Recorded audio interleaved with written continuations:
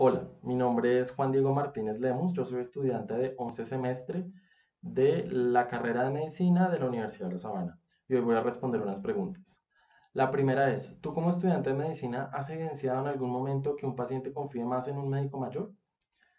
En mi experiencia personal, las rotaciones en las cuales he estado, sí he evidenciado algunas actitudes negativas por parte de los pacientes durante el manejo y durante la consulta con un especialista que generalmente es mayor que uno y he visto algunas actitudes adversas, sobre todo, más que agresiones físicas o verbales directas. Tengo un ejemplo específico acerca de una agresión verbal que sí tuvo una compañera mía mientras estábamos rotando por el servicio de neuropediatría. Se trataba de una mamá que venía con su hijo a una consulta de control. Era un niño que tenía una enfermedad crónica, una parálisis cerebral complicada que había tenido desde que nació por una hipoxia neonatal y una hiperbilirrubinemia o ictericia del neonato. Mm, Básicamente, cómo se dividen las consultas con estudiantes es que mientras el médico tratante, el especialista, está haciendo la anamnesis, que es una parte de la historia clínica, que es la parte hablada, donde se buscan los síntomas, cómo ha progresado el niño durante estos meses, mientras que el estudiante va haciendo el examen físico y luego le cuenta al doctor y el doctor replica ese examen físico para ver si estuvo bien o estuvo mal hecho lo que el estudiante hizo. Básicamente el niño pues fue con mi compañera y mientras el doctor se quedó con la mamá. Sin embargo, la mamá tomó una actitud muy adversa frente a mi compañera debido a que primero, que era estudiante y segundo, pues que era mucho menor que mi profesor, el doctor con el que nosotros estábamos. eh, y tomó una actitud muy adversa, no dejó hacerle el examen clínico al niño por parte de mi compañera y pues digamos que el ambiente se tornó muy negativo en esa situación. Entonces, digamos que ese es el ejemplo que yo tengo. Sin embargo, hay que tener en cuenta que los pacientes tienen ese derecho, es decir, si ellos no se sienten cómodos o no quieren que el personal de formación esté dentro de la consulta, ellos están en todo su derecho de hacerlo. Sin embargo, lo ideal es que sea de la manera más respetuosa posible y que lo digan sin agredir a ninguna de las personas presentes en la consulta. La segunda pregunta es, ¿crees que consultar los síntomas por internet es adecuado? ¿Por qué? Bueno, yo siento que la medicina cambió desde los últimos años, perdón, que ya no es la medicina paternalista en la cual el médico le impone al paciente el tratamiento, sino que el tratamiento es un producto consensuado de lo que se habló durante la consulta y también se tienen muy en cuenta las opiniones del paciente. De esta manera, yo siento y pienso, y creo que es el pensamiento que la mayoría de médicos jóvenes tenemos, que los pacientes pueden consultar sus síntomas por internet y tienen que conocer muy bien su enfermedad. El internet ayuda mucho a eso, a tener mucha información, pero lo importante es que sepamos cuál información es veraz y en qué momento nosotros debemos consultar al médico. Es importante que pacientes que ya tengan un diagnóstico de una enfermedad empiecen a buscar en internet. Sin embargo, lo que yo recomendaría sería que buscaran en internet y luego llevaran sus dudas o constataran esa información con su médico tratante y no tomen decisiones graves como por ejemplo suspender un medicamento o iniciar otro medicamento o comenzar a tomar alguna droga, algún fármaco, algún medicamento homeopático que tenga de pronto algunas indicaciones directas.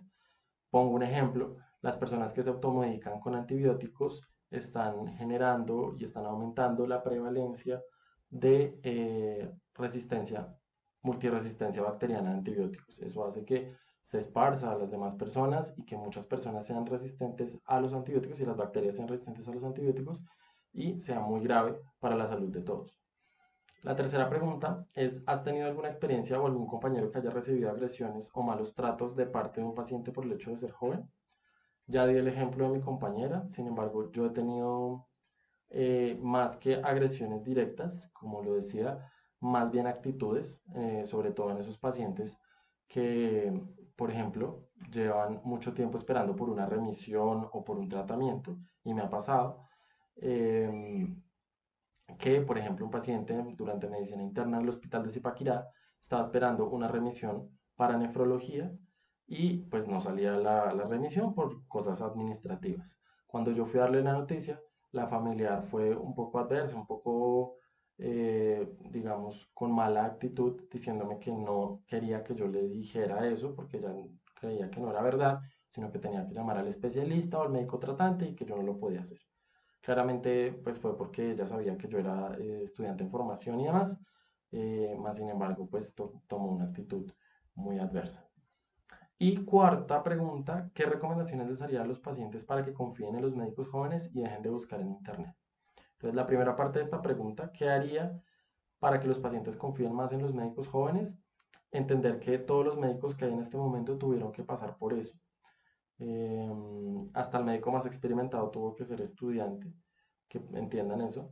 Lo segundo, que muchas veces los estudiantes vemos un poco más la integridad del paciente, porque los especialistas, como se han dedicado solamente a una parte del cuerpo, el neurólogo se dedica al cerebro, el oftalmólogo al ojo, muchas veces uno como estudiante al ver a la persona de una manera holística, ha podido, digamos que integrar mucho mejor esa información en este momento y puede ayudar a que se puedan dar ideas de las dolencias que tiene la persona.